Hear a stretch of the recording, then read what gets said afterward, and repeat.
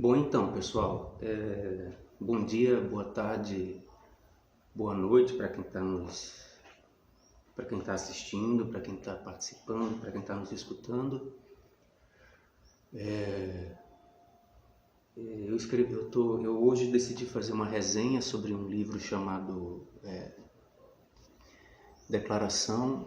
Isto não é um manifesto, de Antônio Negri e Michael Hardt, que eu acho que é um livro importante para a gente pensar o mundo hoje e o que queremos para o mundo de amanhã, né? Então, eu escrevi um pequeno texto aqui um pequeno roteiro aqui sobre o livro. É um livro pequeno, 140 páginas, editado pela N-1, né? Tem 5 capítulos, mas são 3 centrais, que são os mais densos, os mais propositivos, os mais teóricos, né? E eu vou tentar fazer uma resenha desse livro para vocês e recomendo a leitura, claro. É fácil de ler, não é muito caro. E é isso.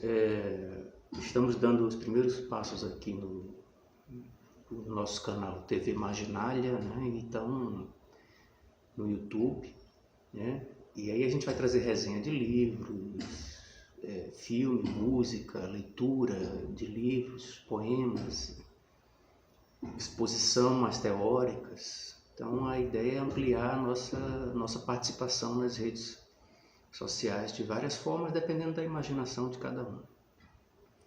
Então, se é a primeira vez que você está vendo, então a nossa produção recomenda que dê um like, que compartilhe, etc., né? Recomende aos amigos e aos inimigos. Se você não gostar, você recomenda aos inimigos, etc. Então, como eu já disse, hoje eu farei uma breve resenha, não tão breve assim, uma resenha sobre esse livro, que é um livro escrito em 2012, né? Ainda sob efeito da chamada Primavera Árabe e todos aqueles movimentos que aconteceram no mundo todo, e foi lançado no Brasil em 2014.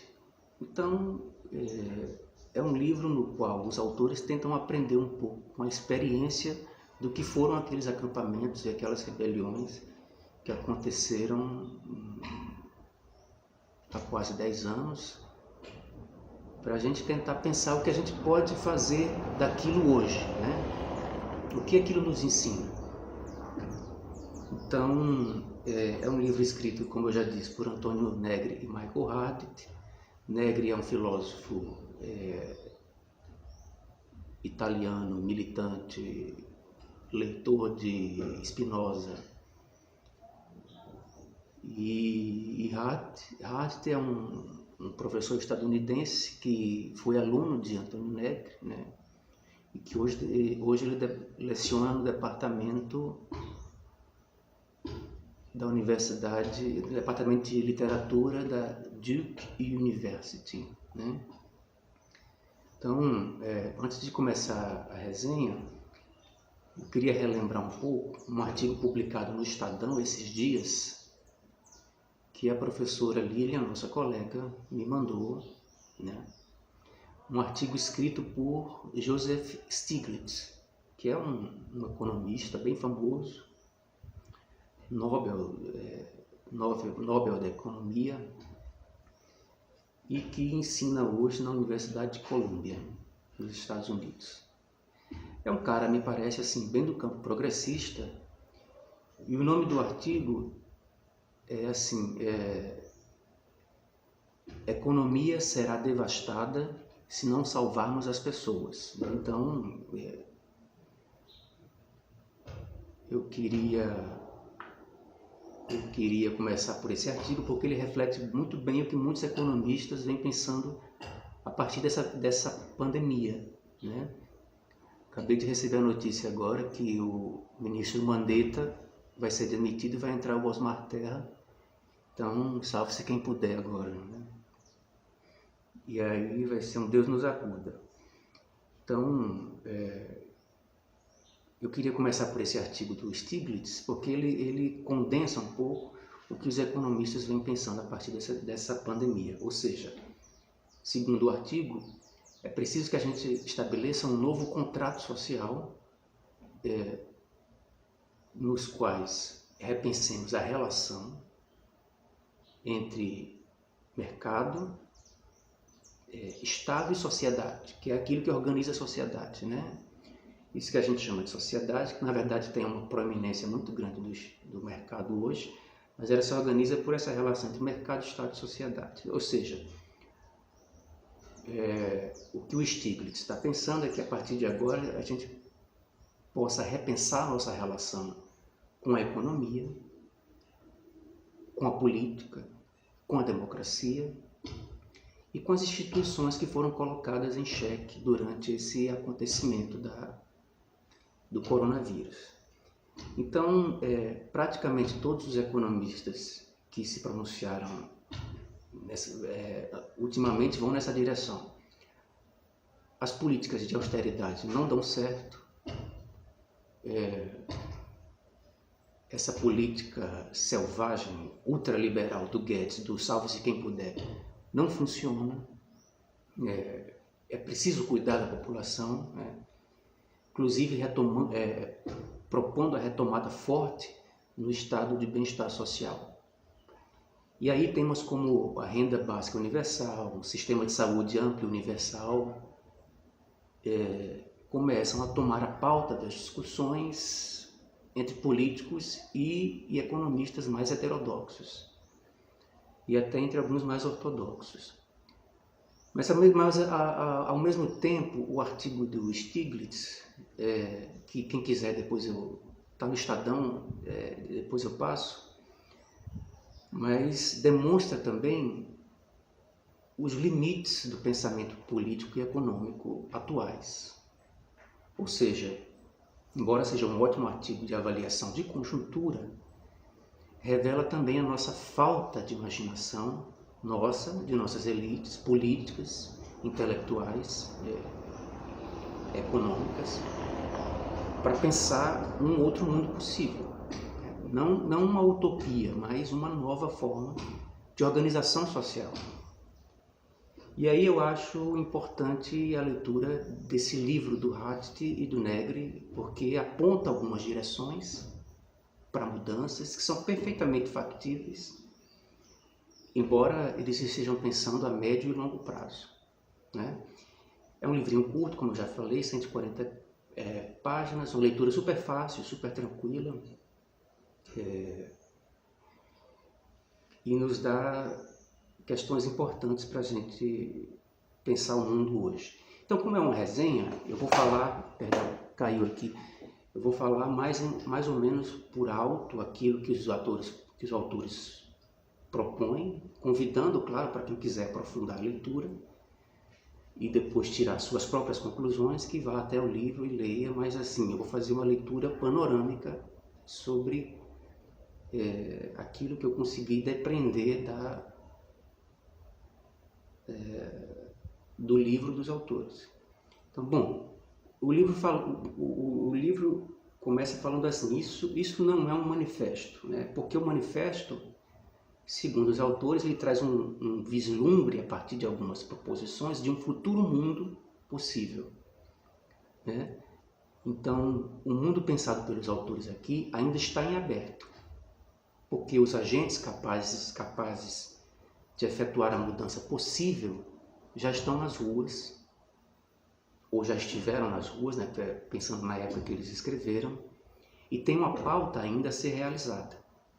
Na verdade, é uma pauta aberta, mas que tem os seus princípios, né, embora não sejam muito claros, por não se tratar de um manual tático, estratégico, mas de um manual apontando possibilidades, né?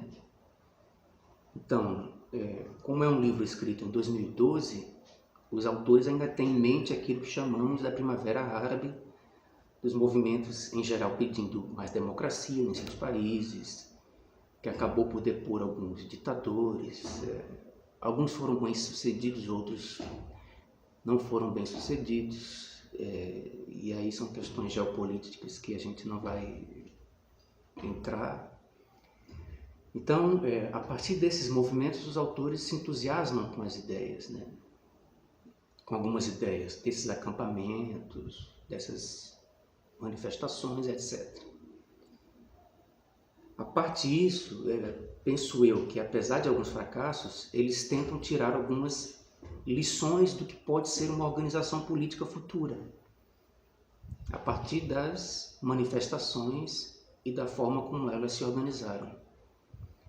Então os autores acham que não tiramos conclusões suficientes destas experiências, que elas devem ser pensadas com mais calma, porque tem algo ali que pode nos ajudar a pensar o mundo, segundo os autores.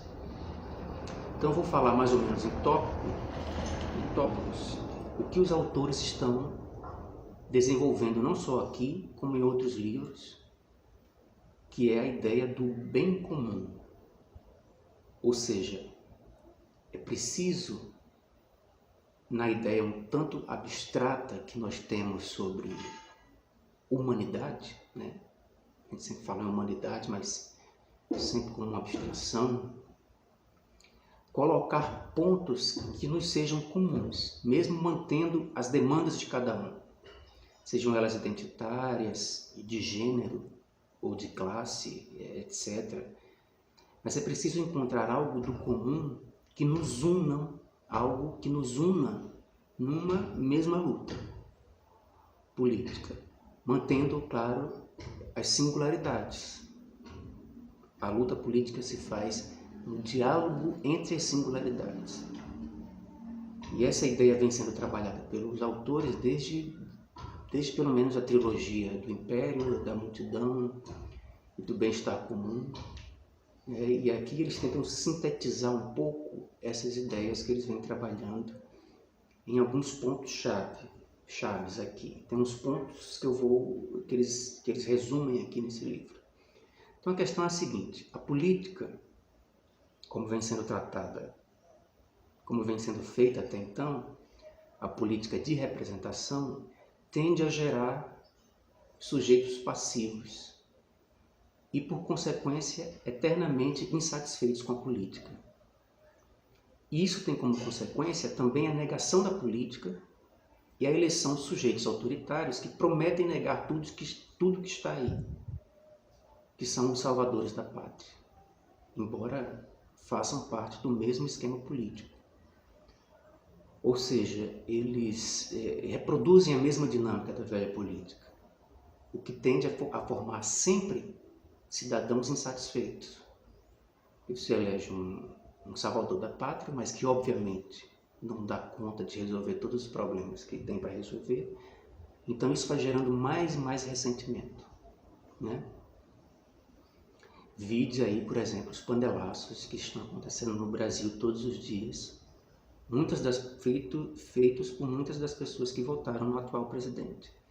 Então, a ideia é o seguinte: por que a questão, né? Porque se o poder vem do povo, é um paradoxo que a gente aliene esse direito, que é nosso, a pessoas que não respondem aos nossos interesses.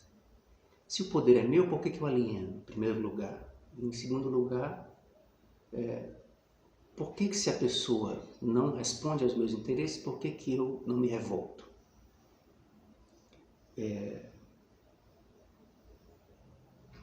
Porque a política partidária tem a sua dinâmica própria, como já tinha colocado Weber em seus livros. Então, o que fazer, né? Então, a reflexão das revoltas dos últimos 10 anos e das experiências que podem ser aproveitadas dessas revoltas, desses acampamentos comuns, seja nos Estados Unidos, seja na Espanha, seja no Egito, etc., são as questões de reflexão dos autores. A questão inicial é a seguinte: o modelo político e econômico, da forma como está posto hoje, tende a gerar o que os autores chamam de figuras subjetivas da crise. Figuras subjetivas da crise. Em outras palavras, significa que estamos construindo subjetividades fracas, e em crise, em eterna crise, e incapazes de apontar saídas para o mundo em crise. E, portanto, sempre passivas. E quando vão às ruas, vão mobilizadas por um certo ódio por tudo que está aí.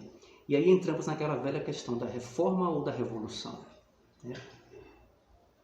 As reformas não estão sendo feitas, né? Vejamos, por exemplo, a concentração de renda que vem aumentando bastante nos últimos anos, o estado de bem-estar social que vem sendo corroído em muitos países, e de outro lado a revolução não se coloca no horizonte. Não se coloca porque, mesmo que o mundo entrasse em colapso agora, as instituições entrassem em colapso, nós não temos nada em vista para pôr no lugar de um sistema que colapsa. Então, os autores relembram, por exemplo, que o projeto neoliberal vem sendo formulado há muito tempo, vem sendo discutido há muito tempo. Muito antes do golpe de Pinochet, em 73, muito antes de Reagan e Thatcher, esse projeto neoliberal já vem sendo discutido e idealizado, teoricamente e praticamente, há muito tempo. Para que, quando a oportunidade surgisse, pudessem eles colocá-lo em prática, né? Segundo também, como citam os autores aqui, a doutrina do choque de Naomi Klein. Ou seja, essa agenda que vai se colocando pouco a pouco a partir de choques e crises e apostando sempre no caos, né? Qual é a resposta para o caos? É sempre aprofundar o neoliberalismo, sempre aprofundar as políticas econômicas de concentração de renda, excludentes, etc. Então é um projeto de longo prazo, portanto não é um projeto improvisado. Portanto, se a gente quiser pensar num outro formato de mundo, deixa eu ajeitar aqui, desculpe. Se a gente quiser pensar em um outro formato de mundo, temos que recolher as experiências que estão sendo feitas ou que já foram feitas e começar a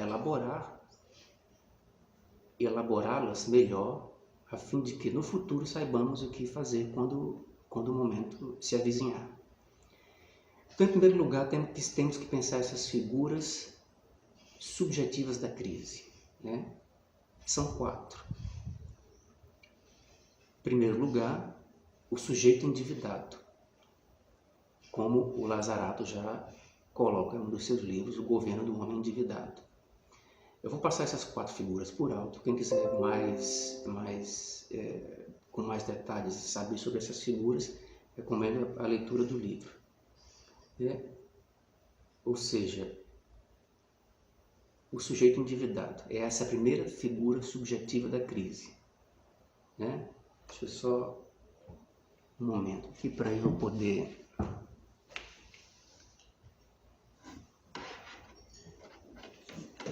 ligar aqui vai acabar a bateria. É quase impossível, o que eles falam que é o seguinte: é quase impossível viver sem contrair dívidas. E acabamos vivendo para pagar dívidas. A dívida, segundo ele, é um dos fatores que empobrecem a vida e despotencializam o sujeito. Porque é sempre um sujeito da servidão, preso pela dívida ao próprio sistema que o explora. Uma segunda figura é do sujeito mediatizado. Isso tem relação direta com o vídeo anterior de Alex, porque é um sujeito sufocado pelo excesso de informação. E aí eles trazem uma citação do Deleuze que eu acho muito interessante, que eu vou citar, que diz assim: o problema não é mais fazer com que as pessoas se exprimam, mas arranjar-lhes vacúolos de solidão e de silêncio a partir dos quais eles teriam algo a dizer. As forças repressivas não impedem as pessoas de se exprimir, mas ao contrário, elas as forçam a se exprimir. Suavidade de não ter nada a dizer, direito de não ter nada a dizer, pois é a condição que se forme algo raro ou rarefeito que merece um pouco ser dito. Então a consciência do sujeito mediatizado é sempre fragmentada e dispersa. Essa é a segunda figura da subjetividade enfraquecida. Então, na verdade, os autores desenvolvem bem essas figuras. Estou colocando em linhas gerais. A terceira figura da subjetividade em crise é do sujeito securitizado. É o sujeito da vigilância, né? É o sujeito do medo. E como ele tem medo, ele está sempre recorrendo à vigilância, sempre buscando a vigilância. Inclusive como segurança ontológica. Ou seja, não somos apenas objeto da vigilância, sempre maior, mas também sujeitos da vigilância, né? Não é por acaso que a população carcerária e a população carcerária tem crescido muito, por exemplo, no Brasil e nos Estados Unidos. E isso tem relação também, no caso dos Estados Unidos, da China, por exemplo, e outros países, com investimento maciço na militarização das sociedades. E por que isso, né? Por que essa relação entre vigilância, sistema carcerário e militarização? Segundo os autores, essa nova fase de acumulação capitalista gera um grande excedente de miserável, de gente desocupada, de gente precarizada. E gera também uma grande mobilidade de pessoas que saem de um país para o outro para tentar uma vida melhor, em busca de emprego, etc. E essas pessoas, quando deixadas à própria sorte, elas formam uma classe perigosa. Portanto, dentro dos países, prende-se essas pessoas, e aí o aumento da população carcerária. E no caso das migrações, é preciso militarizar as fronteiras e vigiar as fronteiras. Daí essa relação entre esses três sistemas. A última figura da subjetividade em crise é o sujeito representado. O sujeito representado é o que vemos hoje diariamente em toda parte. A gente, claro, na família, no ônibus, no Uber, na rua. É o sujeito que reconhece o colapso das estruturas de representação, mas é incapaz de enxergar qualquer alternativa de saída e, portanto, é jogado no medo. E, portanto, capturável pelos sujeitos do ódio e os salvadores da pátria. E aí essas pessoas buscam nas figuras autoritárias uma forma de se proteger contra um medo abstrato. Seja o comunismo, seja o PT, seja o estrangeiro, enfim, ele vai encontrar a sua figura do medo. E aqui chegamos no capítulo 3, chamado Rebelião contra a Crise. O que fazer? Né? Eu vou encerrar esse vídeo agora e vou terminar essa segunda parte para não ficar muito longo, tá bom? Grande abraço.